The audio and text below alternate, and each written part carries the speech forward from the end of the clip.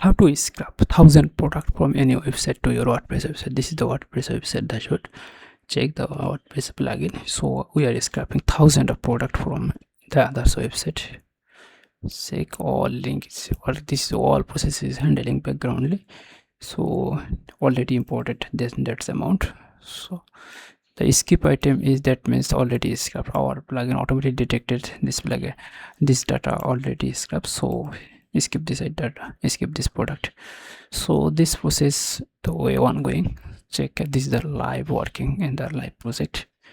So if you need to import any URL from any website, 1000 of item, there is no limit of item. This is the background process, automatically handle everything. Just paste the all of URL, our process everything automatically gone.